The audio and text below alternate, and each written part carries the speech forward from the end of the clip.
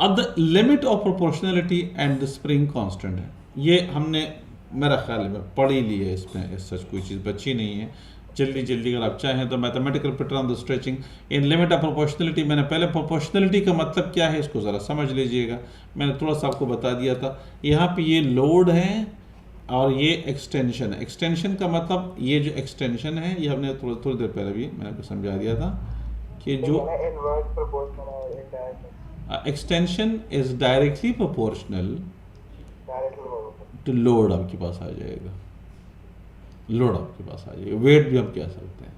और अगर इस एक्सटेंशन को, जिसको हम वैसे नॉर्मली एक्स से ज़ाहिर करते हैं, या मैं नाम लिख लेता हूँ एक्सटेंशन को, अगर प्रोपोर्शनलिटी को जब भी प्रोपोर्शनलिटी को हम किसी इक्वलिटी में कन्वर्ट करते हैं तो एक कांस्टेंट लगाया जाता है, ठीक है।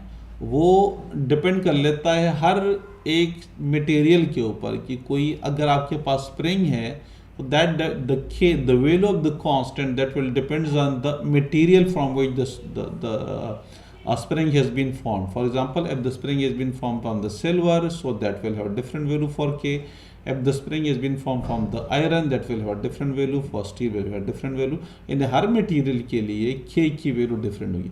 तो एक्सटेंशन को जब हम इक्वलिटी में कन्वर्ट करते हैं तो यहाँ पे हम एक कांस्टेंट लगा देते हैं K, जिसको हम कहते हैं स्प्रिंग कांस्टेंट कहते हैं, और इसकी वैल्यू स्प्रिंग जो मटेरियल यूज होता है स्प्रिंग में उसी के ऊपर डिपेंड कर लेता है, ठीक है। तो ये आपके पास ये आपके पास लोड आ जाएगी उस तरीके से। लोड को हम यू भी लिख सकते हैं, इसी लॉ को हम यू लिख सकते हैं। ये एफ आपके पास क्या है, ये लोड है, तो एफ इज डायरेक्टली, ये आप उसको यू भी लिख सकते हैं कि load is directly proportional to X, जिसको हम एक्सटेंशन कहते हैं, एक्स कहते हैं। और या इसको हम लिखते हैं कि जो लोड है इसके लिए ये लोड फोर्स होती है ना, तो force is proportional to X, ठीक है। जितना फोर्स आप लगाएंगे उतने ही एक्सटेंशन में इजाफा होगा। या F is equal to K x, ठीक है। ये K मैंने बताया कि स्प्रिंग कांस्टेंट कहते हैं उसको, और हर मटेरियल के लिए इसकी वैल्यू अलग होती है। इसको कहते हैं F is equal to K x, को कहते हैं हुक लॉ कहते हैं उसको, ठीक है। हुक एक साइंटिस्ट है और ये उसने डिस्कवर किया, ये जो रिलेशनशिप है उसने डिस्कवर किया, इसलिए उसको हुक कांस्टेंट कहता है, ये वाला जो हुक लॉ कहते हैं, और के की वैल्यू उसको स्प्रिंग कांस्टेंट बोलते हैं, ठीक है। तो ये वही चीज़ें जो आपके पास आ गई। लिमिट ऑफ प्रोपोर्शनलिटी मैंने आपको समझा दिया था।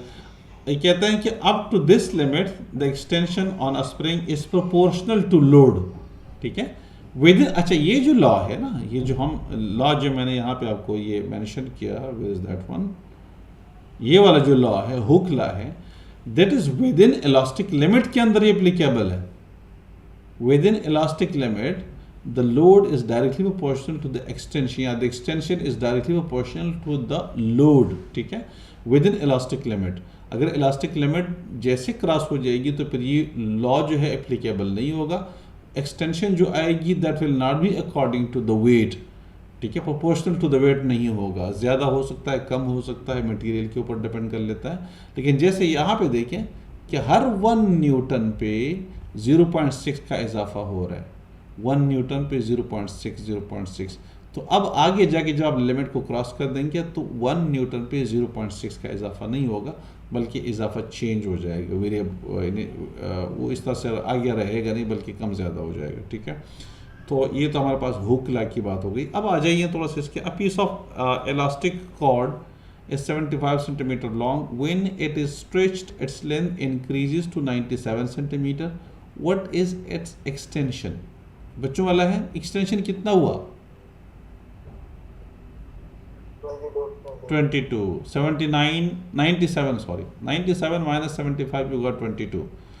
Table 5.2 shows the results of an experiment to stretch an elastic cord. Copy and complete the table and draw a graph to represent this data with the load on the vertical axis है, ठीक है।